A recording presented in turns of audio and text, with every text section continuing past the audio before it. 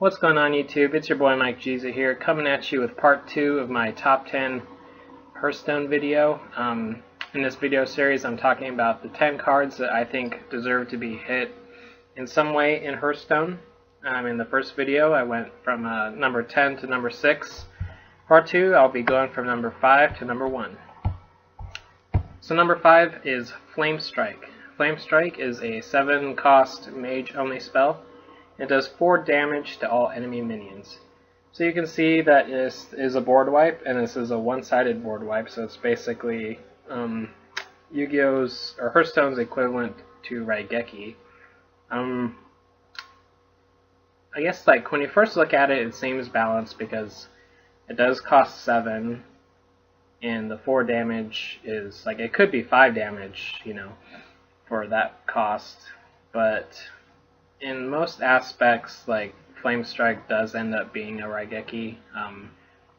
Like 4 damage is a lot. It hits a lot of the creature, but you know the creatures that people actually play right now. There are, you know, this is like a late game card. It's not going to hit the 5 toughness dudes, but with Mage, a lot of times it doesn't matter. I mean, you could technically combine this with your hero power and do, you know, 5 damage to one thing.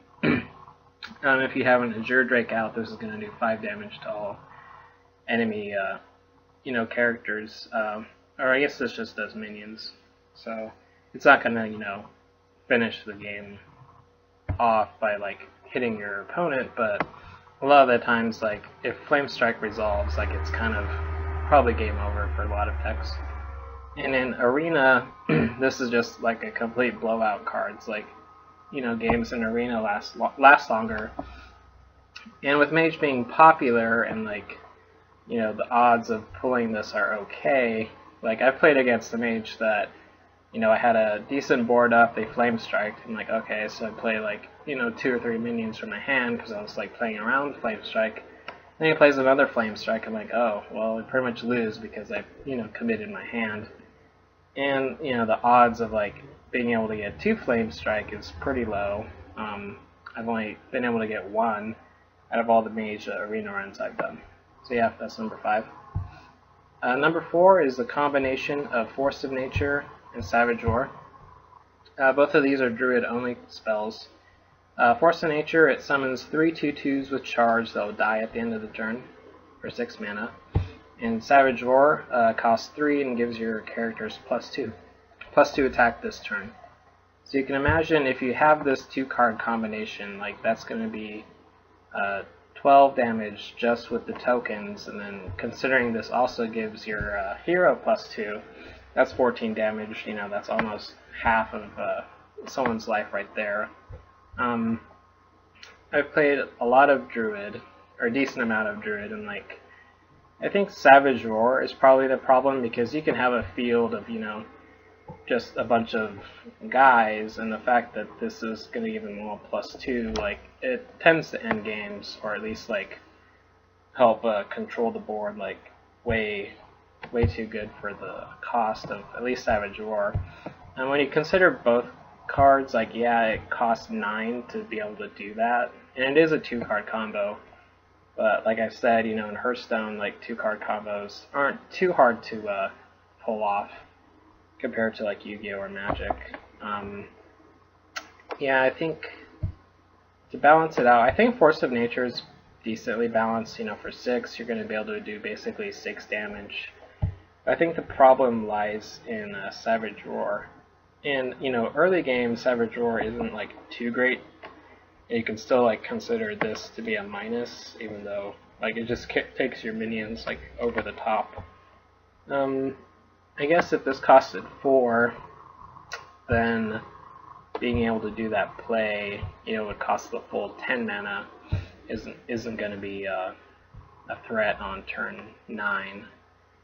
So yeah, or like you can't really reduce the attack to 1 because then that's just like garbage. You could make Force of Nature like cost 5 and just make 2 2/2s, so that's gonna like, you know, lower the damage threshold by a lot. But yeah, it's just so annoying to like already be losing to Druid, and then you just play this 2-card combo, or just Savage War their guys and just OTK you. And coming in at number 3, this isn't a card specifically, but this is just Face Hunter in general. Face Hunter is just like, it's got to be like the most ignorant deck I've ever played against. I don't like to play with it because, I don't know, my opponent always seems to stabilize, but when I play against it, like, I can like stabilize, but I'm already like, you know, either in like the teens or like single digit life by the time I can stabilize, and then, you know, at that point, like, all they have to do is just use the hero ability like 4 or 5 times, and that's game. Like, you pretty much have to like tailor your deck to like life gain or a lot of taunt things just to be able to deal with it. And even if you play the taunt, like, you know, they have the 2/1 Silence Bird, and they can just like play their undercosted burn spells, and it's just really frustrating to play against. I think just like the speed of Hunter needs to be slower, just so people are, you know, actually playing Hearthstone instead of just, you know, getting like, yeah, it's basically, you know, Hearthstone's mono red. It's just really fast. They run, you know, the whole deck is just catered to be fast, and it doesn't really care what your opponent does. And I think a lot of like that kind of deck where if you're playing and you don't care what your opponent does, like, that's not a healthy interaction. I'm not sure how you would balance this, because if you change the hero ability, like, that's a pretty big change, and making it so it only does 1 damage to the enemy hero, like, that's kind of like, I think that would be too big of a hit. And then fundamentally, like, if you change the hero ability to cost 3, like, that's gonna completely change, like, you know, all hero powers are 2. I think they should stay at 2, but I don't know, I think to like nerf Hunter, you would just have to change its hero ability completely. You can make it like do 1 damage to the enemy hero and then 1 damage to a minion, like an enemy minion or something, so you're still doing 2 damage, but it's not just 2 to the face. That might actually, like, yeah, I think that would be more balanced. It's just not as, it's the same amount of damage because you're doing 1 and 1, but making it so it's not 2 to the face, like, would slow down Hunter, and it would give it a little bit, it would kind of tweak it to more of a control deck, because then you can, you know, pop tokens, but then it strictly becomes better than Mage, because Mage only gets 1 damage to either or, giving Hunter like both, like, that would just completely like nullify a Mage's power. So yeah, I'm not exactly sure how to tweak Hunter to the point that they're not so fast. And maybe it's not with the hero power, maybe it's just like the cards that they have, but then that would require like way too many hits to stuff that I don't think, like, on their own they probably don't deserve to be hit, but I don't know, maybe the minds at Blizzard could figure out a better way to just slow Hunter down a little bit. It's just, I think in its current state, like, it's just too fast. So then coming in at number 2 is Lord Jaraxxus. Lord Jaraxxus is a warlock only creature. It's a legendary demon. It costs 9, and it's a 3/15, and it has an ability to destroy your hero and replace it with Lord Jaraxxus. So if you've been following, you know, my videos I've had so far, that might be kind of confusing as to what it means to destroy your hero and replace it. So here's a screenshot of what happens when Lord Jaraxxus is played with the battle cry. So here, you can see that the warlock character is not there anymore, and it's replaced by this, you know, by Lord Jaraxxus. So yeah, you can't see its effects, but you'll see the effects like when it replaces your hero. So when Lord Jaraxxus has replaced your hero, your life becomes 15. You get a 3/8 equipment, and you have a hero power of 2 that makes a 6/6. I'm not sure what the type is. It might be a demon or something, but it basically makes a 6/6 for 2. So pretty much you have 3 effects. This card is just crazy OP. It has too many effects, I think. So basically you can view the first effect as, to set your life to 15. So, this gets played in like Control Warlock, and the fact that it costs 9 means it's going to be, a late game card. In the late game, you're going to be like probably pretty low on life, like you might be in the single digits, and you're not going to have a lot of cards left in your deck because you're going to, be using your hero power to draw for a few turns or a lot of turns. So, you can view this as like just gain 10 life. If you're at 5 life, putting yourself back to 15, that's basically, it says gain 10 life, And so it's usually like always a plus. If you're ahead, like if you have a bunch of life and you already have like a good board, like there's pretty much no reason to have to play Lord Jaraxxus, but it just puts you back in the game. Second effect of getting a 3/8 equipment, that's pretty crazy. Like, even if the opponent had a Harrison Jones in hand, like, if you play Jaraxxus and then attack, it's going to put your weapon as 7.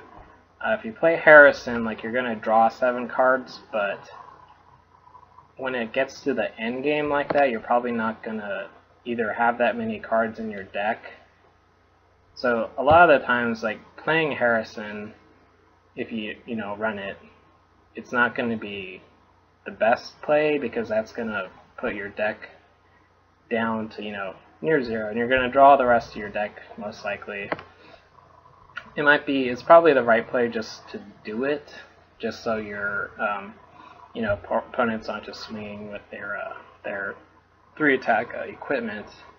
But the hero power, like, that sets it over the top too. For 2 mana to make a 6/6, like, that's just crazy. You have like basically 3 effects. Yeah, it costs 9, but in the late game, if the Warlock has survived, like, that's not going to be a problem.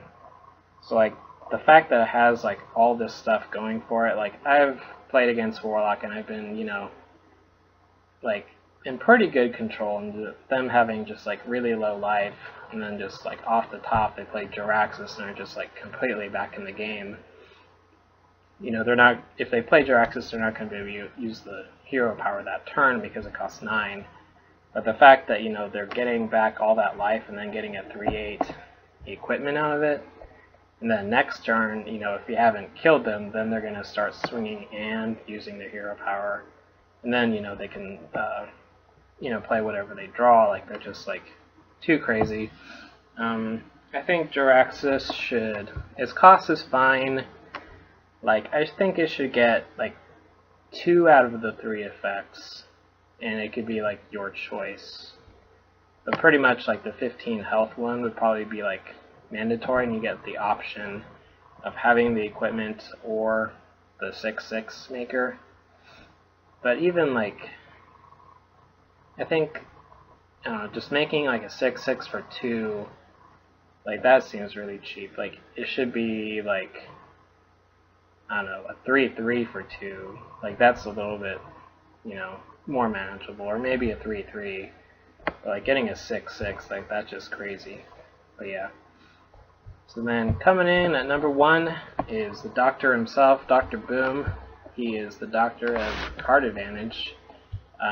He's a generic legendary, so you can run him in any deck. He's a 7 for 7/7.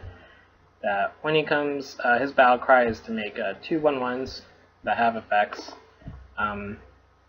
The tokens that he makes are 1/1 mechs that have a death rattle of doing between 1 to 4 damage to a creature or the opponent. So at minimum, like, Dr. Boom is going to be a 7 for 7/7 that makes 2 tokens, and the tokens are going to do at minimum like 1 damage. So you can view this as like a 7 cost that does 7, 8, 9, 10, 11 11 damage at minimum, and then 6 more damage on top, so 17. So for 7, you're going to be doing like 11 to 16, 17 points worth of damage. And Dr. Boom is like played in like almost like every deck. It's probably not run in like Rogue because it doesn't really combo, but it's not necessarily like crazy to run it. It's just a really good generic boss monster. I would say Dr. Boom alone has made Big Game Hunter way more prevalent in decks. Like, I like to run, Big Game Hunter in mostly everything I run. And yeah, it's mostly just for Dr. Boom. Like, it's either going to be Boom or Ragnaros or some other big fatty that they're going to play. And even like Big Game Hunter at 3 for a 4/2, even if you're playing against a weenie deck, like it's going to be a decent body. But the thing with Dr. Boom is like even if you play it and then you get your 2 tokens, pass the turn, your opponent plays Big Game Hunter, you still like get the 2 tokens out of it, and chances are like the token can kill the Big Game Hunter.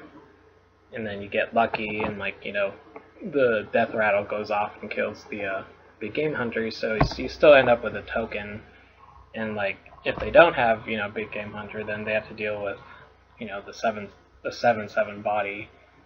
And like when you combine this with like I play it in my Druid deck, like this Dr. Boom with Savage Roar, like making your tokens into 3/1s, and then Dr. Boom into a 9/7, like.